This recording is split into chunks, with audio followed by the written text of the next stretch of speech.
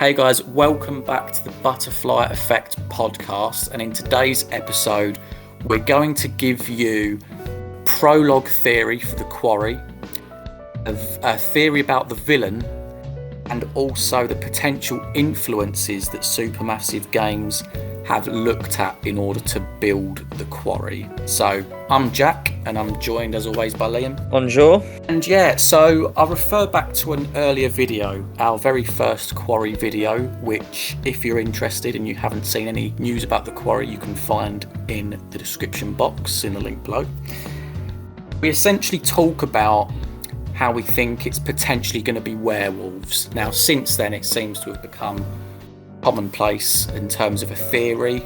My evidence at the start was to do with full moons, and there are two shots where you see an enemy drop down on two legs, and then there's another shot where you see like a snout looking figure take a character in the trailer.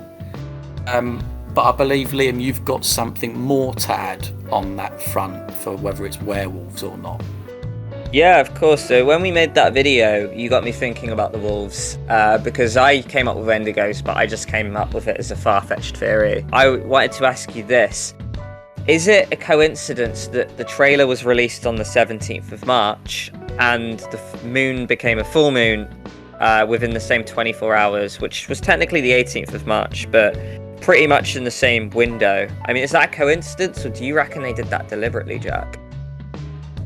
Oh shit, yeah, you know what, I think that would be deliberate, because you know what, it was, even when they released the game, it was very quickly, wasn't it? There was a teaser and then the next day the game was released. Usually there's a slow build up, maybe there's like a drip feeding of information for a game, but maybe they saw that, yeah, a full moon was coming, they thought, you know what, let's release it. It makes complete sense. Because the Quarry is quite a big project if you look at it. You know, it's not like these Dark Picture games, it's actually quite a lot longer. Now, full moon happens roughly once a month. Now, I've got the calendar here. It's the 17th of January, the 16th of February, the 18th of March, the 16th of April is our next one. Now, they could have released it on any day in a month, but they released it on the same 24-hour window as a full moon. Now, maybe that is just really creepy coincidence, and if Supermassive Games are listening and we're right, and then they kind of look at each other as if to say, hey, we didn't even intend for that, that was cool and lucky, maybe that's the case. But I don't know, I just sort of did some thinking myself, and it adds to the theory that, yeah, it's probably wolves because of this. Yeah, exactly. And you know what, if you're sat there listening, thinking, you know what, I don't buy it, then strap in, because I also can expand on this theory further as to why I think that it's wolves. So this really comes off the back of our podcast chapter 1 analysis video, that being the Bizarre Yet Bonafide podcast, but also our character bio episode. And I was sat there, I was sort of thinking, you know, why is it in the Deluxe edition, why is it that they're bringing out 80s outfits? You know, this game's setting in the modern day, and to be honest, I assumed it was because they were influenced by something in the 80s, and that thought stuck with me for a while. Now, to provide other context, the only things that I've ever seen that involve a werewolf are Harry Potter and the Prisoner of Azkaban, which has a werewolf in it, an episode of Doctor Who where there's a werewolf in it, and I think Queen Victoria's in that episode as well, funnily enough. It's a David Tennant Doctor Who. And the only other thing is this film called An American Werewolf in London. So I thought, you know what, it might be worth a quick Google and see when that film was made. Hey presto, it was made in 1981, which obviously correlates with the whole 80s outfits idea. So I'm now going to send you a picture, mate, of a film poster to do with an American werewolf in London, and I'd like you to tell me, is there anything you notice right off the bat in terms of a connection potentially between this film and The Quarry? Okay, yeah, I'm looking at the poster now.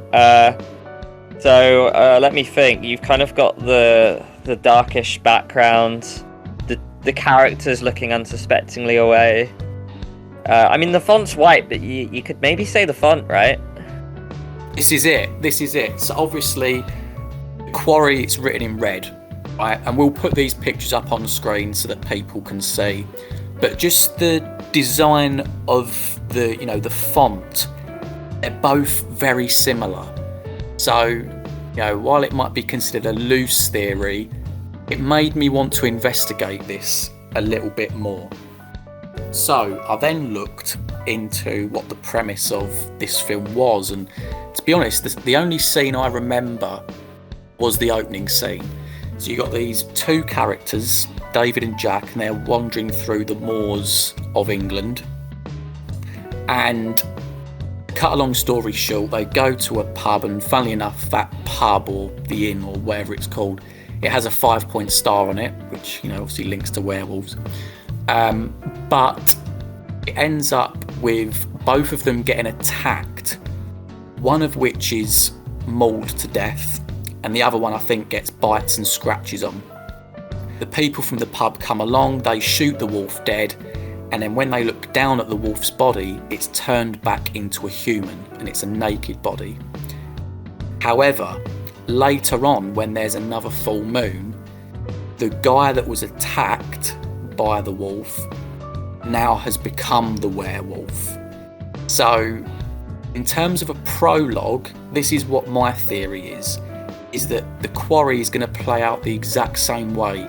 You're going to have potentially Laura and Max, because that's who we're thinking is going to be our prologue characters. They're going on sort of an adventure together, a little holiday. They end up running into the wolf. Now, I'm going to say that the wolf kills Max and then attacks Laura, but maybe somehow Laura survives. However, I think going forward, Laura's going to become the werewolf. So maybe, like the werewolf that attacked them gets killed, she becomes the werewolf. So going on from that, if we're now talking about the podcast, obviously that's titled The Woman in the Woods. You have a woman that's missing. You have a woman, a dead body was found by these 6 teens. They go back, suddenly that body is missing. So rather than, I think, something dragging her away or eating her or whatever, potentially that woman has turned into the werewolf. And hence, that could be like a nice little prologue for the game itself. There is actually a second influence as well, and that's to do with it's a film called The Wolfman, and I have to give a shout out to Hidden Object Guru, who sort of come up with this part of the theory. He's essentially talking about how the character Eliza is going to be a fortune teller, and really this what I'm about to say backs that up even further, because if you look at the plot of The Wolfman, the protagonist does meet a fortune teller at one point in the story. So again, you can start to see perhaps where Supermassive are getting their ideas from, in terms of like the links to the werewolf mythology and just other films that that they've put in there as influences. But then to build on Eliza's character, for me that also makes sense if she's a fortune teller, because there are meant to be 187 collectible cards in this game, potentially because there are so many ways people can die, that these are tarot cards, and these tarot cards will be the replacement of the pictures of the totems. So these are the things that you find in the game, the camera zooms in and it then gives you a premonition. So that's what I'm running with at the moment as a theory for the prologue, and for where Supermassive have been inspired in making this game. Is there anything you want to come back at me on, mate, regarding any of that? To be honest, I'm impressed. It's a very impressive bit of digging you've done there. hard to argue with a lot of it. Like we say, most of it could be far-fetched, us, just making fantasies, just chasing shadows here. But a lot of it is very viable.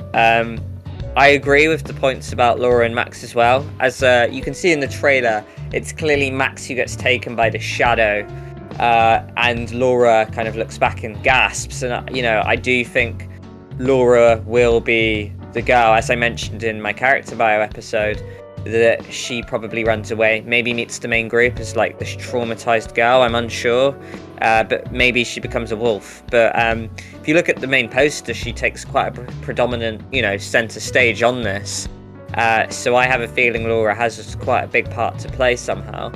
I just don't think you'd whack a random side character that's going to die in the prologue, or appear in the prologue smack bang in the center, taking up quite a massive important part of the visual product which they threw at us in the first place.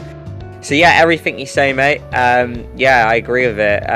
I think I'm on Team Wolf now, and everything you say, I'm backing. Yeah, and you know what, just to add to it a little bit, obviously, with the one character dying and the other character potentially transforming into something deadly for the characters later on, it mirrors what happens in House of Ashes, right? I can't remember, I know it's Balathu, I can't remember the name of the other character, but obviously they're working together, aren't they? And depending on your choices, one of them ends up coming back as like a sort of a mini boss later on in the game. So it could be the exact same thing here.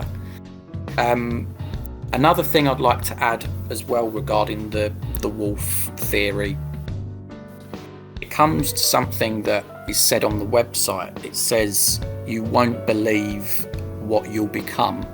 So rather than this being like an Until Dawn situation where the Wendigo just kills people, rips off their heads, and that's it, what I think this game might try and do is have the curse of the werewolf.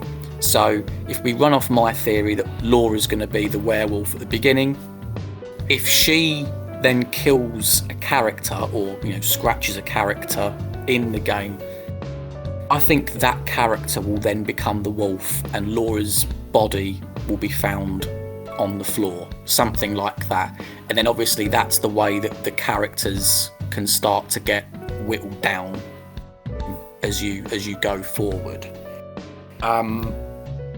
So yeah, like I think it's, to be fair, I think it's fairly comprehensive in terms of a theory, something early doors. Obviously this could change. We'll listen to the podcast more and see what Supermassive come out with. But yeah, I'm happy to wrap it up there, mate, unless you've got anything else to say.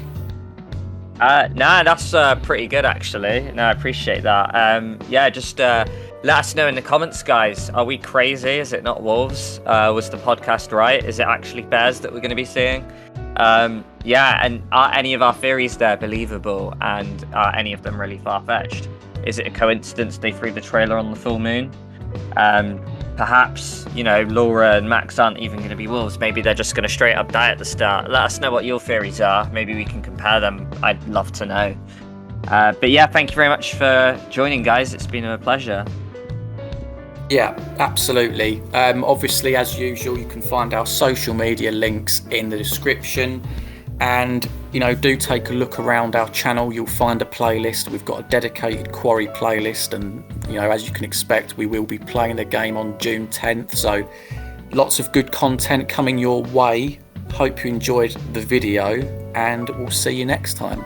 Bye-bye. All right, bye, guys. And I'll see you soon, co-worker.